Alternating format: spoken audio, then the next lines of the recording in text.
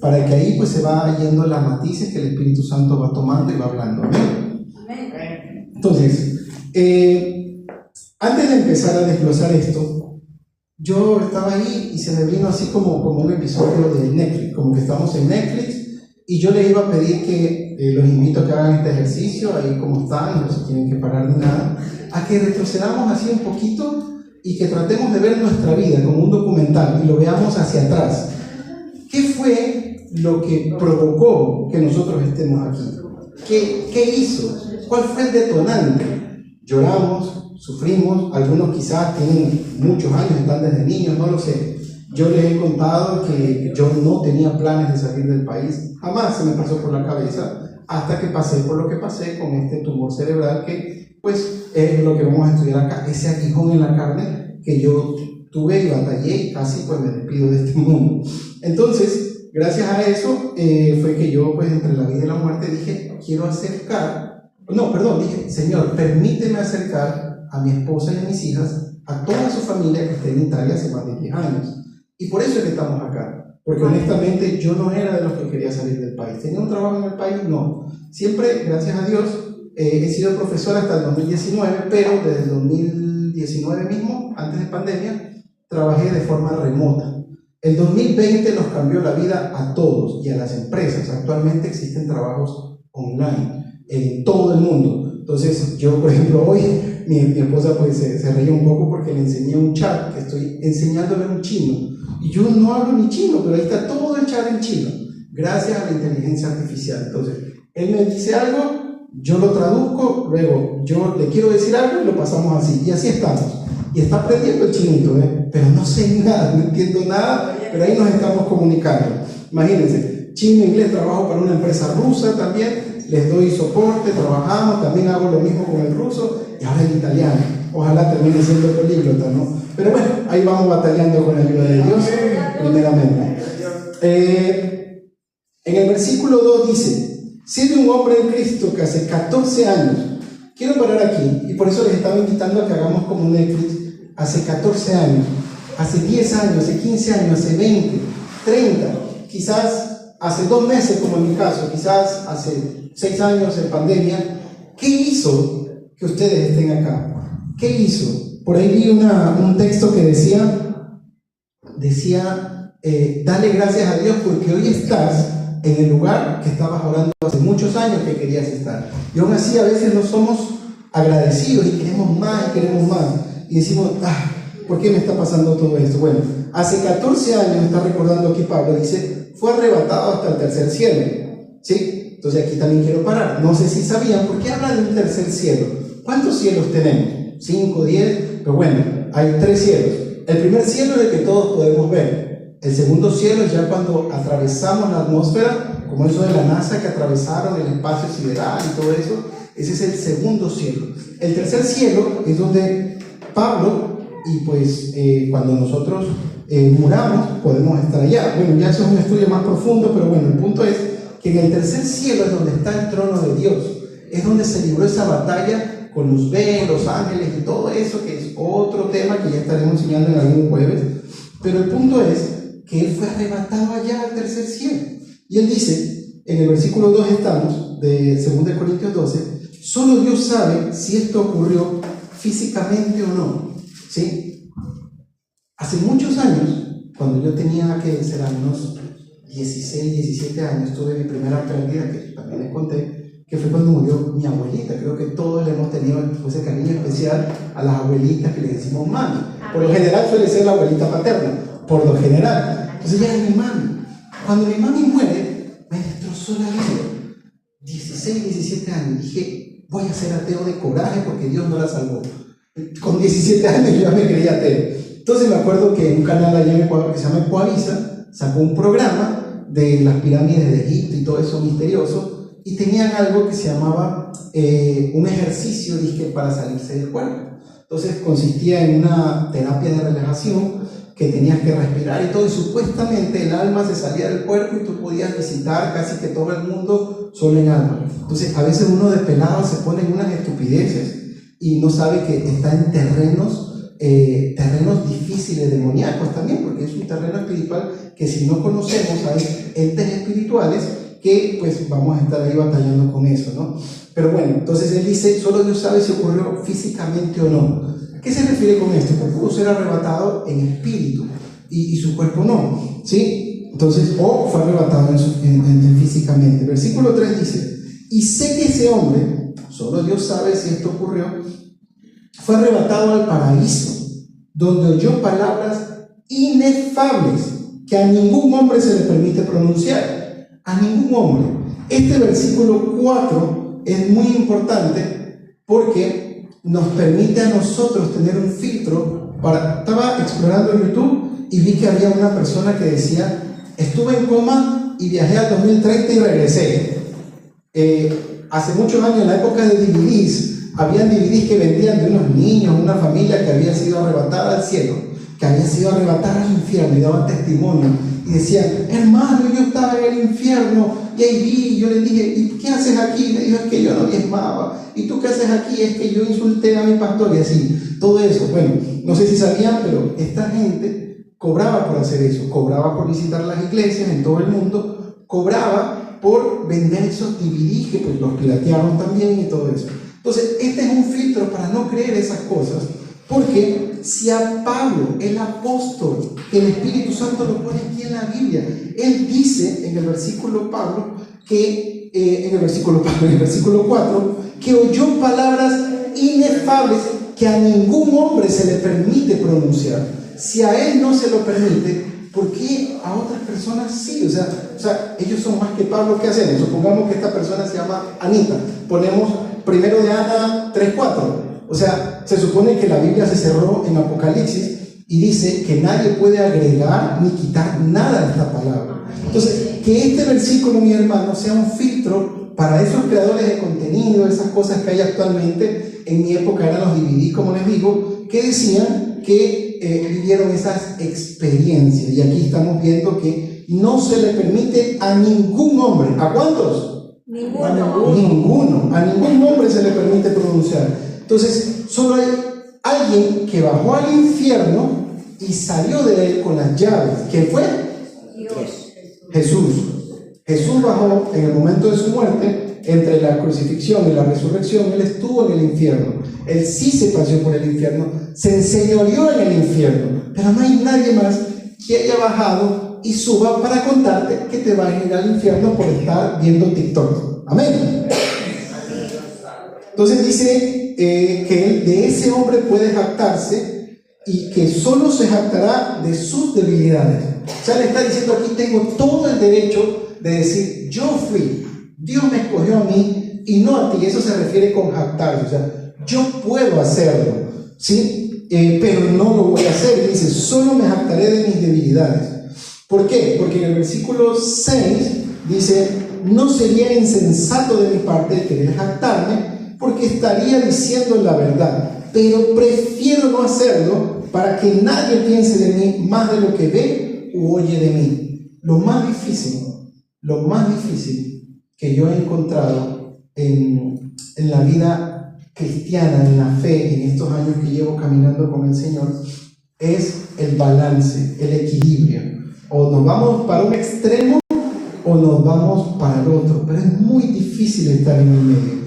Entonces, por ejemplo, el ego y la humildad es una batalla que siempre va a estar ahí en todos. Que si, por ejemplo, Dios me dio el don de lengua a mí y no a ti, y yo puedo hablar en lengua, quizás yo me pueda jactar, como dice aquí, y yo pueda tener ese ego y puedo estar acá casi que caminando en las nubes, casi que con una paloma blanca aquí en el hombro, ¿sí? O por el otro lado, puedo decir, no siento nada, me voy de la iglesia porque no siento nada, porque predicó el hermano, hicieron la verdad, no aprendí nada, no sentí nada, o no cantó Ginger, cantó otra hermana y no sentí nada y me voy a otra iglesia. ¿Y qué pasa con esos hermanos? Pasan de iglesia en iglesia porque no sienten nada, se vuelven sensoriales por sentimiento, por emoción. Pero bueno, como digo, ese es ya otro tema, otro estudio. Y dice en el versículo 7, para que no me exaltara demasiado por la grandeza de las revelaciones, fueron unas revelaciones muy grandes que él tuvo. Dice, se me clavó un aguijón en el cuerpo. En otras versiones dice, se me clavó un aguijón en la carne, un mensajero de Satanás, para que me abofetee y no deje que yo me enaltezca. El mensajero de Satanás. ¿Cómo así? Una de las cosas que a veces nos cuesta entender es, ¿cómo puede ser posible que Dios me dé esto, pero también viene de parte de Satanás? Y se supone que Satanás y Dios no se llevan. No sé si ustedes sabían, lo pueden revisar en Job, léanlo con más calma en la parte de acá, pero lo pueden leer en casa, que Satanás le pidió permiso a Dios para tocar a Job. Satanás no puede tocarnos y ustedes tienen que creerlo. Él le pide permiso a Dios. Sí, por eso dice la Biblia, ni una hoja de un árbol se mueve si no es por su poder. Y dice que toda rodilla se doblará. Santiago dice que los demonios le temen. El pastor Alducin dice, los demonios le ganan a muchos cristianos, porque no solo creen, sino que le temen. Aquí muchos creemos en Dios, pero no tenemos ese temor y pues hacemos lo que queremos en nuestra vida cristiana. Pero los demonios creen y le temen. ¿Sí? Amén. Entonces, ese es otro tema que es la teología de los demonios. Ya lo veremos en su momento. Entonces, el mensajero de Satanás. Un mensajero de Satanás. Satanás está al servicio de Dios. Siempre ponen con inteligencia artificial que están así, que están peleando. No, él está derrotado. Él lo que hace aquí es solo lo que Dios le permite hacer. Él es el príncipe de este mundo porque Dios así se lo ha permitido. Nosotros tenemos libre albedrío. Amén. Amén. Entonces, aguijón. ¿Qué quiere decir ese aguijón? Bueno, tiene varias interpretaciones y vamos a analizar dos. Hay una interpretación física que se dice, los teólogos dicen, que todas las epístolas, todo lo que escribió Pablo, se lo escribió un escriba. Como su nombre lo indica, un escriba, que era que el Espíritu Santo pues le revelaba a Pablo todo lo que tenía que decir y este escriba escribía literalmente lo que él le decía. Entonces, se dice, por muchos estudios acá, hay versículos que lo pueden comprobar, que él estaba ciego. Entonces, la palabra aguijón, en ese contexto del griego, dice que es cuando te dan un puñete aquí en el centro de los ojos y se hincha de tal forma que cierra los ojos de ese hinchazón. Entonces dice que esa palabra griega, que creo que es escoló, ese es aguijón que lo dejó ciego y él batallaba con una ceguera. De hecho, se dice que murió ciego. Esa es una teoría. La otra teoría, que es con Romanos 7, que si no nos da el tiempo, lo estudiamos la semana que viene, o si no, hoy mismo. Vamos a ver cómo estamos de tiempo, porque los jueves nos extendemos un poquito más, porque es de estudio, como me comentaba el pastor. Entonces, ese otro aguijón era una debilidad. ¿Qué tipo de debilidad? Quizás sexual, quizás otra debilidad mental, depresión, no sé, una debilidad que se entiende que no era física, sino un poco más emocional, y que él batallaba con eso. Deseos carnales, o sea, no se sabe qué, pero eso es lo que quiere decir ese aguijón. Amén. Entonces hay varias interpretaciones, que puede ser físico como puede ser emocional, o sea, netamente de lo que no se ve. En el versículo 8, que esto ya lo hemos visto también, de 3 veces le he rogado al Señor que me lo quite. Esto lo analizamos tanto en la vigilia y luego en un jueves también, de que esas 3 veces no fueron Señor sáname, Señor sáname, Señor sáname, sino que fue un clamor que pudo haber durado una temporada, pudo haber durado meses, pudo haber durado años, porque eran ciclos de oración que ellos tenían en esos tiempos. Entonces, a eso se refiere con esas 3 veces. Y yo les decía que quería que se imaginen que usted está pasando por algo, supongamos, está sin trabajo, no tiene plata y le aturden las deudas. Señor, dame un trabajo. Y el Señor no responde. Señor, dame un trabajo. Y no responde. Y no responde hasta que por último dice, bástate mi gracia, bástate la confianza que tiene en mí. 3 veces he rogado al Señor. Y en el versículo 9 es donde le dice, bástate mi gracia.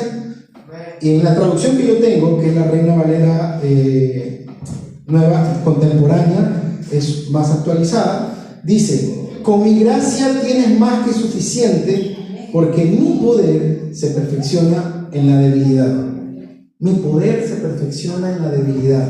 Y eso se lo conecta con el tema del aguijón, y ahí es donde hablamos de la debilidad. Que de pronto, de lo que dicen, que no era físico de los ojos, sino que era una debilidad quizás carnal, no sé qué tipo de debilidad. Quizás hasta asesino, quizás quería matar gente. Recuerden que él mataba gente. Él perseguía cristianos, él mató muchos cristianos. ¿Sí o no? Quizás, solo imagínense como en las películas que todos han visto algún día en Netflix de algún asesinato y que les encanta tanto matar, ¿sí o no? Quisiera esa debilidad. Ay, no, pero era Pablo. No se olviden que Pablo mataba cuando se llamaba Saulo de Tarso, hasta que tuvo el encuentro con Jesús. Entonces hay tantas debilidades que pueden ser, y no necesariamente alguna que nosotros pensemos. O sea, hay algo más allá como para identificarnos con él, porque el propósito del mensaje no es saber exactamente qué le pasó a manera de chisme, sino cuál es el mensaje que nos sirve para nosotros, porque esta Biblia que está acá es el bestseller. No hay libro más vendido, no hay un récord Guinness que tenga más traducciones que la Biblia. Es increíble cómo miles de años tienen una concordancia perfecta. Eso solo lo pudo hacer el Espíritu Santo. Amén. Libros que fueron escritos miles de años atrás, otros que fueron escritos cientos de años, varios siglos atrás, y todo tiene una conjetura perfecta, tan perfecta que no han podido encontrar alguna manera de refutar. Y si te lo refutan, pues viene lo que se llama la apologética, que es con lo que ustedes pueden defender la palabra de Dios. Amén. Amén. Amén. Dice, nos quedamos en el versículo 10. Por eso, por amor a Cristo, me gozo en las debilidades, en las afrentas, en las necesidades, en las persecuciones y en las angustias. Quiero que las enumeremos. Habla de debilidad, afrenta, necesidad, persecución y angustia. Y para eso nos vamos a ir al siguiente versículo. Vámonos, por favor, lo tenía anotado por acá. Vámonos a Juan 16. Y aquí lo lee fuerte, fuerte, fuerte. Juan capítulo 16, versículo 33. Juan 16, versículo 33. Estas cosas os he hablado para que en mí tengáis paz. En el mundo tendréis aflicción, pero confiad, yo he vencido al mundo.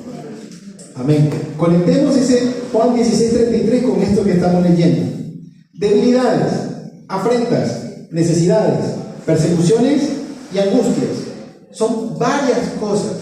Y dice Jesús, en el mundo tendréis aflicción. Y Pablo nos está diciendo lo que él está pasando, lo que él está viviendo. Y todos hemos vivido por esto, similar a lo que relata aquí Pablo. Entonces, Jesús no prometió que al ser cristianos no íbamos a pasar por absolutamente nada, que no íbamos a sentir nada, que no nos iba a pasar nada de lo que está en el mundo. Por eso dice Juan 16:33, en el mundo tendréis aflicción. Es lo más normal que estemos pasando por esto. Os repito, debilidades, afrentas, necesidades, persecuciones y angustias. Pero dice, confiad que yo he vencido al mundo. ¿En quién vamos a confiar? Dios. En Dios. Confiar completamente en Él, porque Él ya venció. Amén. Mi debilidad es mi fuerza. ¿Por qué? Porque Él se fortalece en nuestra debilidad. Versículo 11. Al jactarme me he portado como un necio, pero ustedes me han obligado a hacerlo así. Aunque no soy nadie, yo debía haber sido alabado por ustedes, ya que en nada he sido menos que esos grandes apóstoles. O sea, Él está, lo que podríamos decir, como sacando en cara, y como que les dice, ustedes me obligaron a esto. Es como que lo estaban ninguneando. Entonces Él viene y empieza a sacar su currículum. Hey, yo fui al tercer cielo, yo esto, yo. No quisiera hacerlo, pero ustedes me obligan a esto. Eso es lo que nos está diciendo en este versículo, porque terminamos así. Con todo, las señales de apóstol se han realizado entre ustedes con toda paciencia por medio de señales, prodigios y milagros. ¿En qué han sido ustedes menos que las otras iglesias? Sino yo mismo nunca les he sido una carga. Perdónenme este agravio. Él lo considera un agravio tener que estar sacando a relucir todo su currículum y todo lo que han hecho, lo que él ha hecho, pero le tocó, no tenía de otra. Vámonos a Romanos 7, si alcanzamos. Romanos capítulo 7. Capítulo 7, vamos, versículo 15. Aquí vamos a ver un poquito la debilidad de él. Porque lo que hago no lo entiendo, pues no hago lo que quiero, sino lo que aborrezco, eso hago. Amén. En todo el capítulo 7 se denomina el pecado que mora en mí. Desde el 7:7. Desde el 7:7 hasta el final, hasta el 25, él hace todo el estudio del pecado, que en teología se le conoce como amartología. Este es el estudio del pecado, donde él empieza a explicar esa batalla que tiene. No sé si a todos les ha pasado que queremos orar a las 5 de la mañana y batallamos, tengo que orar, pero me duermo. Entonces él dice, lo que no quiero hacer, eso hago. No quiero dormirme, me duermo. No quiero ver TikTok 3 horas y paso ahí deslizando. Lo que no quiero hacer, eso hago. Y ni hablar pues, de otras debilidades que pudiéramos tener y que decimos, no puedo. Yo sé que está mal. Incluso podemos llegar al punto de que terminamos llorando porque dice, Señor, ¿por qué hice esto? ¿Por qué? Yo no quería, y una cosa llegó a la otra, y luego de acá, y terminé acá, y terminamos en pecado. Y este es el estudio de eso. Lo que yo no quiero hacer, eso hago. Versículo 16 dice, y si hago lo que no quiero hacer, compruebo que la ley es buena. Versículo 17, de modo que no soy yo quien hace aquello, sino el pecado que habita en mí. Nosotros sabemos que no podemos hacer mentiroso a Dios, porque la Biblia dice, por cuanto todos pecaron, fueron destituidos de la gloria de Dios. También dice que Dios no es hombre para que mienta, ni hijo de hombre para que se arrepienta. Entonces, todos somos pecadores y por eso nosotros vivimos cada día pidiendo perdón. Nosotros creemos que Jesús murió en la cruz por nuestros pecados. Él ya se llevó mi pecado, Él ya me perdonó. Y todos los días tengo que batallar con esto, la famosa carne, los deseos carnales, ese deseo de escuchar algo y luego contarlo. Eso es chisme, y el chisme, no sé si sabían, pero el chisme es exactamente el mismo pecado y está en la misma categoría de el asesino, del ladrón. O sea, para Dios, como yo siempre he dicho, para Dios es pecado robarme €1 como matar a mi compañero. O sea, no importa, es pecado igual, pero hay pecados que se ven y pecados que no se ven. Como por ejemplo, actualmente que estamos en la generación, el que le llaman la Agenda 2030, la generación del arco iris, entonces es normal ahora ver varones vestidos con ropa de mujer y uno los puede juzgar y decir, ay, pero él está vestido de mujer, está en pecado. Él se le nota porque su físico cambió, pero por dentro de nosotros no somos peores que él o que ella, por más que sea una ella, porque las mujeres también se están mutilando los senos, se están haciendo cirugías para ser más varoniles. Y podemos decir, se va a ir al infierno por cómo se ve, pero los pecados que no se ven, los que están dentro de nosotros, los que solo Dios conoce, porque en la intimidad con Dios no hay absolutamente nada que se pueda esconder. Y ahí viene un tema que es lo de la gracia. Bástate mi gracia. ¿Sí? Perdón. Bástate mi gracia. En Romanos, volviendo a 2 Corintios 12:9, donde le dice, bástate mi gracia, ahí vemos que tenemos que tener el conocimiento de lo que es la gracia. ¿Qué es la gracia? La gracia es ese manto que cubre ese desastre que somos por dentro. Todos tenemos una batalla que nadie la sabe sino Dios y nosotros, y que sabemos que si yo la dijera aquí, ustedes quedarían anonadados. ¿Qué? Todo eso tiene el hermano por dentro. ¡Wow! No no sería idóneo, no sería capaz de estar acá. Pero es algo que está en intimidad con Dios y Él nos limpia y nos permite estar frente, nos permite estar en el liderazgo, nos permite a los que no son líderes poder, no importa, seguir congregándose, seguir buscando ese encuentro con Dios, porque tenemos esa intimidad y ese regalo que es la gracia. Algo que les quería contar de acá, en Romanos 7, del pecado que obra en mí, es... Espérenme un ratito que en la otra Biblia que tengo subrayado, estoy como esta Biblia tiene otra traducción.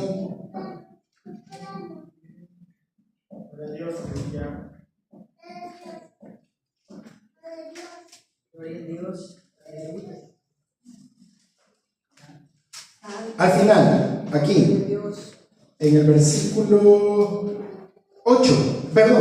26, a ver, 23, 24, versículo 24, me fallan los lentes. Miserable de mí, ¿quién me librará de este cuerpo de muerte? Aquí, cuerpo de muerte.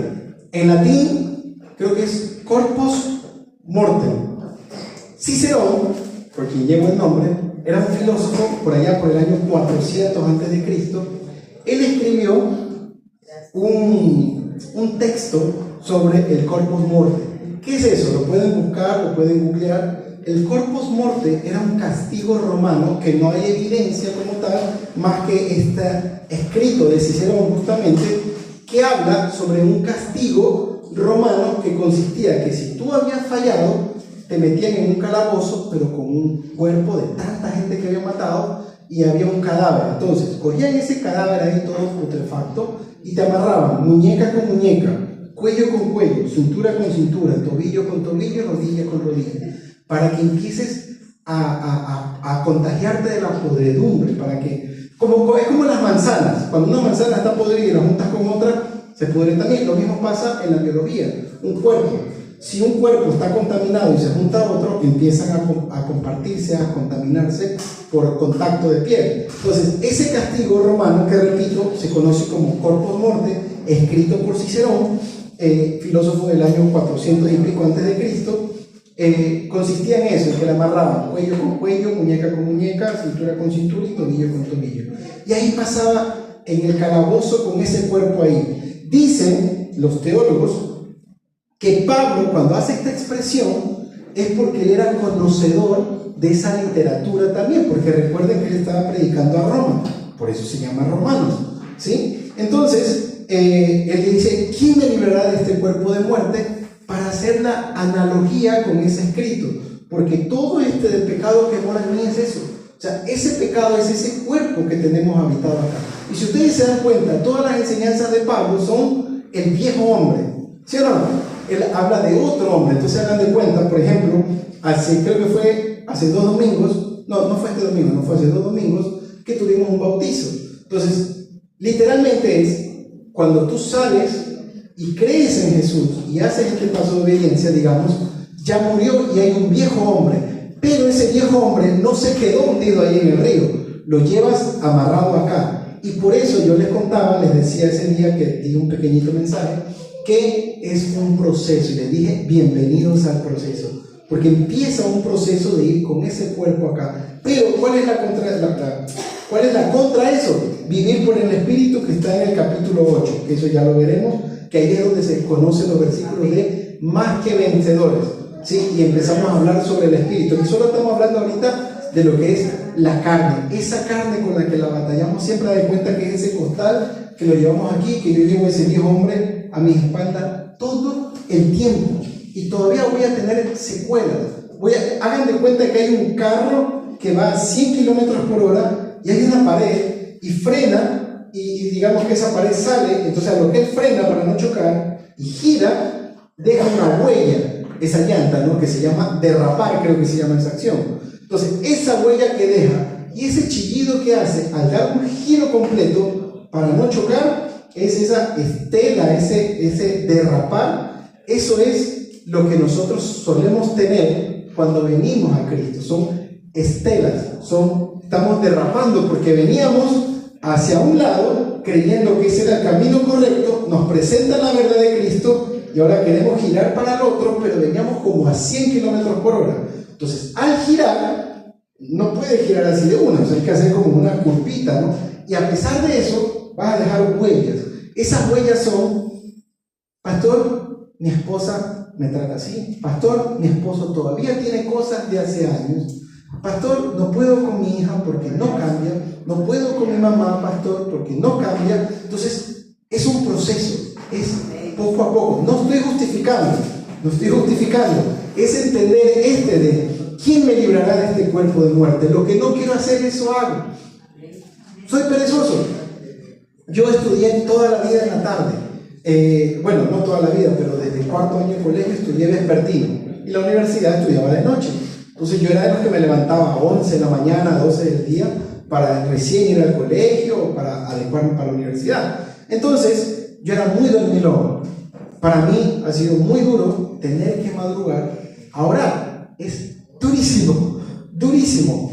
A tal punto que yo le decía a Dios: tú tienes que levantarme como sea. Y cuando ya yo siento que se me va el sueño, yo digo: tengo que orar. Porque no sé si les pasa, que uno se levanta y dice: no, es que tengo sueño y tengo trabajo a las 7 de la mañana y son las 5 y voy a llegar con sueño.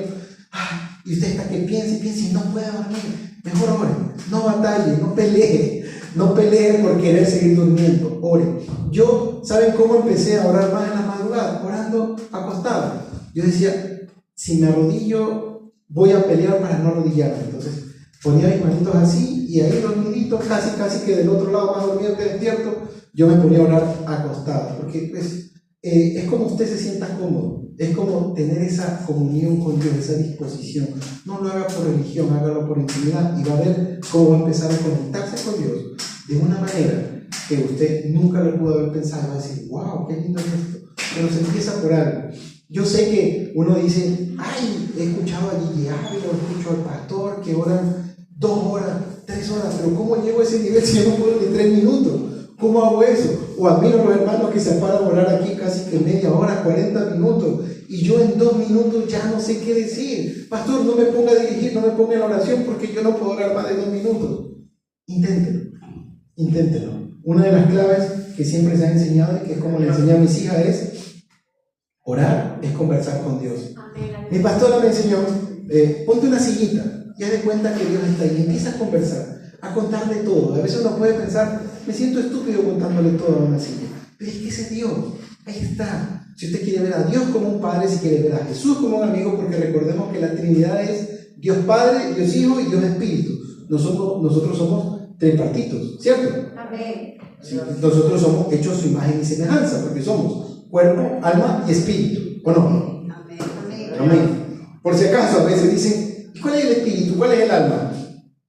Por si acaso, para aclarar, paréntesis, el alma es donde están depositadas las emociones. Son todas las emociones que usted siente, ¿sí? Ese es el alma. Y el espíritu es ese soplo que nos dio Dios y es el que mueve todo este cuerpo y todo. Entonces, me acuerdo, siempre voy a hablar de mi pastora porque fue la que cimentó mis bases en mi caminar con Dios. Ella decía que así como vamos al gimnasio a ejercitar el cuerpo para ponernos más tucos o adelgazar un poquito y poder formar el cuerpo, así mismo tenemos que ir al gimnasio de Dios, que es orar para fortalecer el espíritu, porque el espíritu es parte de nosotros y tenemos que fortalecerlo. Amén. Amén. Entonces, les estaba diciendo que es paso a paso. Entonces, estábamos hablando de la pereza, supongamos. Usted está dando un giro de 300, sería 180, porque recuerden que 360 es girar en el mismo eje. 180 es que si yo voy para acá, ahora voy para acá. Ese es 180.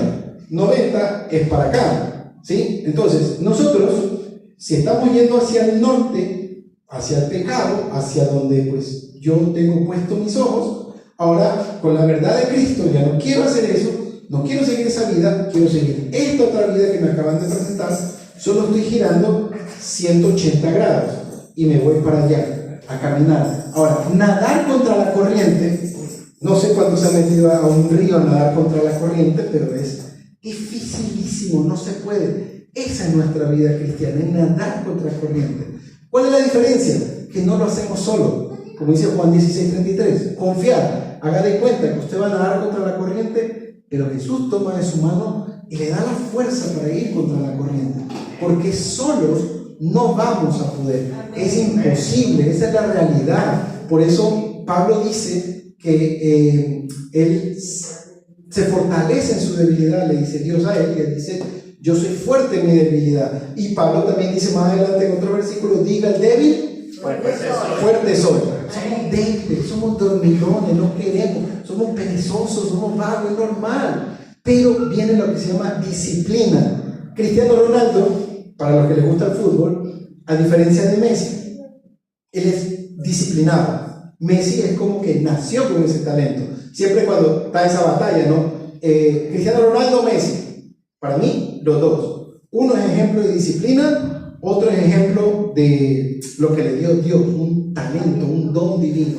Todos hemos recibido un don, pero hay unos que vamos a recibir un don como Messi y que lo vamos a aprovechar, o vamos a hacer como en Ecuador un jugador Armando Paredes o como Mike Rodríguez, personas que tenían el don para jugar bien al fútbol, pero se dedicaron a la birra y se la robó. Iván Caviedes, para los que somos ecuatorianos, el primer ecuatoriano en jugar acá en Italia, que jugó en Perugia. Fue un hito histórico para nosotros tener un jugador que venía acá a trascender, ¿no? Entonces, esa es la diferencia entre el que nace con talento y el que tiene la disciplina. Y hay una frase, creo que es un proverbio chino, árabe, no sé dónde es, pero dice, la disciplina vence el talento. Y nosotros cristianos, agarremos esa frase y seamos disciplinados. O sea, es disciplina, es simple, solo es ser disciplinado. No quiero orar porque tengo esa pereza. Mire, cuando mi hija dice, mamá no quiero, papá no quiero, yo digo, yo tampoco quiero trabajar, pero me toca. Mi esposa dice, yo tampoco quiero cocinar, pero me toca. O sea, todos no queremos hacer algo y por disciplina lo terminamos haciendo. Lo mismo hagamos con la oración. No queremos orar, hagámoslo. Como que nos toca, vamos a la disciplina y verán que la disciplina vence a ese talento que de pronto en este caso no sería talento, porque como les digo, hay personas que tienen ese don para orar muchísimo tiempo y otros que nos cuesta. Yo me incluyo, yo soy de los que me cuesta. Hubo una vez, solo una vez, que batí récord en oración y que fue de 2 horas, que como se los conté la vez pasada, creo que no todos estaban, lo voy a repetir. Cuando estaba atravesando por una crisis económica fuerte, porque también Pablo es un gran ejemplo para ir aprendiendo la vida del cristiano. Él dice, he aprendido a vivir en la pobreza y en la riqueza, pero más allá de pobreza y riqueza, quedémonos con la palabra que dice aprendido. He aprendido a vivir, porque a vivir se aprende. Entonces, por mis manos, imagínense esto, por mis manos llegaron a pasar más de $100,000. Y dice, wow. Pero por mis manos también llegué a perder más de $100,000. Entonces, estuve en el pico más alto de mi vida, pero así mismo estuve en el pico más bajo de mi vida, en lo peor que pueda haber. Depresión, como puse ese video ese día, depresión, frustración, sientes que te falta la respiración. Entonces, todo eso, como decía la canción de ese día, es que tú sientes que la vida se te acaba. Entonces, cuando yo estaba así, me postré de rodillas con mi esposa, que les conté para los que no estaban. Nosotros estábamos en un dilema. Entonces, como yo hablo inglés, yo le dije, mira, ¿qué tal si me voy a Estados Unidos unos 3 años, antes de que gane Donald Trump, porque dicen que si él gana, va a cerrar las fronteras, aprovechemos que están abiertas, viajo, me aprieto súper bien, me voy yo solo para no hacerlas pasar a ustedes como mujeres por esto, y vengo en el 2026 cuando la niña mayor cumpla 15 años. Ese día que ya pues había conseguido el préstamo y todo, y mi esposa me dice, ¿vas a comprar los pasajes hoy? Ya habíamos hablado y todo, no quiero entrar en detalle porque ya se los conté en detalle la vez pasada. Ella me dice, ¿vas a comprar los pasajes? Y dije, no, oremos. Nos postramos a orar y fue el único día que oramos desde las 3, 4 de la tarde casi hasta las 6 de la tarde. Y dije, wow, porque cuando tú estás en necesidad y estás pasando por algo tan fuerte, ahí sí el tiempo muere completamente. Ahí sí no hay tiempo. Por eso inicié el mensaje diciéndoles, recuerden qué nos trajo acá. Los momentos que ustedes estaban atravesando y que dijeron, quizás si voy a Italia puede ser una buena opción. ¿Sí? ¿Por qué? Porque ese momento de decisión es el que a muchos nos hizo quizás creer en Dios. Quizás muchos de ustedes cuando vinieron acá no creían en Dios, y una de sus promesas fue: si llego a Italia y me empieza a ir bien, yo voy a buscar del Señor. Mucha gente ha hecho esas promesas así. Si es su caso, lo felicito porque están firmes después de tantos años. Hay mucha gente que se olvida del Señor cuando tiene. Por eso en Proverbios, este hombre se llama, no es Habacuc, no, este hombre es de Proverbios, se llama, bueno, no recuerdo el nombre ahorita, pero él dice: Señor, no me des, él decía, no me des riquezas, no me des pobrezas, porque si me das, vaya a ser que yo me crea mucho y no te sirva. Pero si le quitas, vaya a ser que me resienta y tampoco te sirva. O sea, él tenía miedo de que le dé y que le quite. Entonces decía: déjame quietito. ¿Cuánto hemos dicho así? Déjame así como estoy, Señor. No me des mi riqueza, pero no me quites el trabajito que tengo. No me des una mansión, no me des una casa para mí solo, pero no me quites el departamentito que tengo hace tantos años. No me lo quites. Entonces está: no me des, pero no me quites. Si queremos vivir en un punto neutral, porque tenemos ese temor. Y hay una frase en el mundo que dice: que no se arriesga, no cruza el río. Y a veces va a venir Dios y te va a dar ese empujón. Te va a dar ese empujón para que confíes en Él. Y empezamos a ser probados. Es normal ser probados, como dice Juan, que vimos aquí, que decía: en el mundo tendréis aflicción. Juan, vámonos al libro de Job, que fue un versículo que cuando venía caminando lo vi. Job 10, Job 10, si no estoy mal es el 23. Job 10. No hay. Job 10.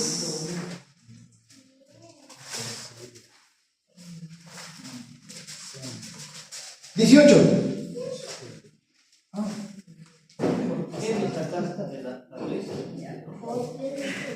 Job 10, 18.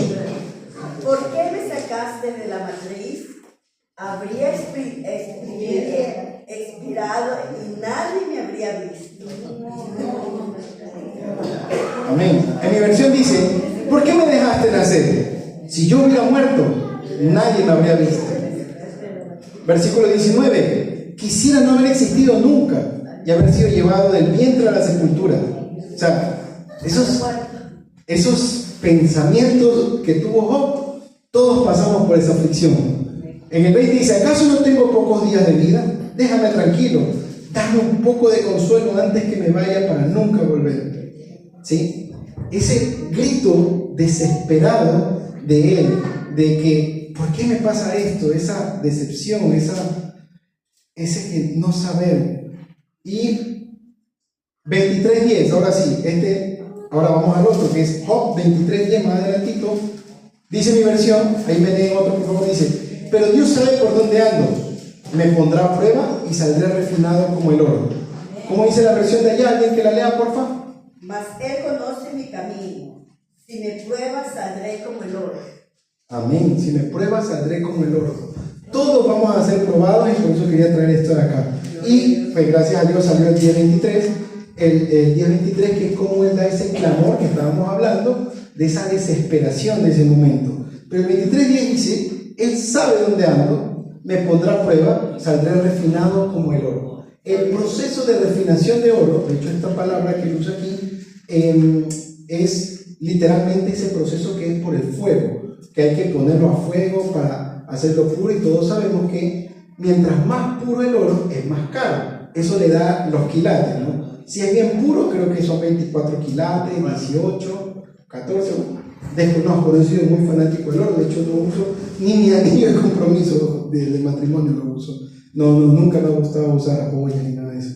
Pero bueno, por eso desconozco, pero sé que hay unos quilates por ahí, y eso tiene que ver con el proceso de refinación de oro. Entonces, nosotros vamos a ser probados, pasados por fuego todo el tiempo. Es lo más normal en el caminar con Cristo. Amén. Entonces, para ir terminando, nuestra confianza está en Él, como decía en Juan 16:33. ¿Cierto? 16:33. Estas cosas os he hablado para que en mí tengáis paz. En el mundo tendréis aflicción, pero confiad que yo he vencido al mundo. ¿Sí? Solo es tener nuestra confianza en Él. Es difícil, es muy difícil. De hecho, cuando a nosotros llega una advertencia, por ejemplo, la semana pasada nos llegó una advertencia en el trabajo que estoy por un tema de que una empresa se fue. Entonces ustedes saben que cuando la empresa sufre de ingresos, lo primero que hace es cortar personal. No sé por qué, pero eso es en las empresas de todo el mundo. Si están faltando ventas, si está fallando algo, cortemos personal, despidamos. Entonces nos hicieron una advertencia que es muy probable que a final de mayo haya un recorte de personal. Muchos se asustaron, me escribieron amigos, me decían, si conoces de algo, avísame por allá donde estás, si hay algo remoto, avísame. Amigos así de diferentes países que me han escrito para preguntarme, pues, qué es la diferencia, confiando en Dios. Le conté a mi esposa, le digo, mira, están diciendo esto, pero nosotros, nuestra confianza siempre va a estar en Dios, jamás en un trabajo. Y es lo que es la reflexión con la que quiero dejar ahora, más allá de lo que vimos del tema de bástate mi gracia, es confiar en Dios. Él venció al mundo. Tendremos paz solamente si confiamos en Él. Amén. Bueno, pongámonos de pie, vamos a orar.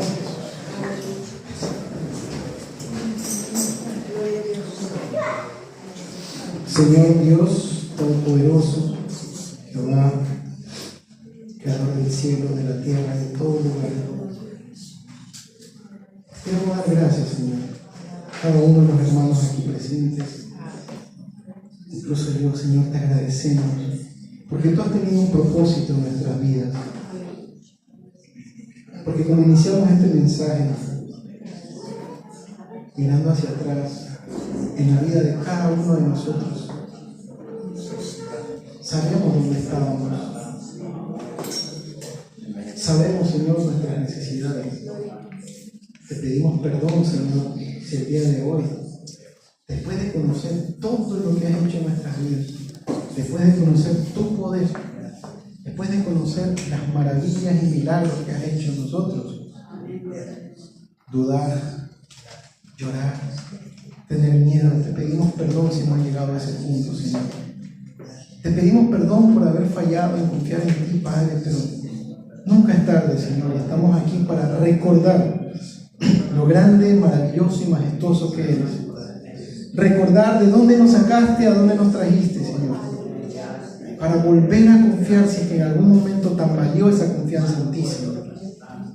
Saber que eres tú en nosotros, que tú has ganado ya, Señor, que tú tienes un plan perfecto para nuestra vida, más allá de lo que nuestros ojos terrenales pueden ver, más allá de lo que estamos viviendo el día de hoy.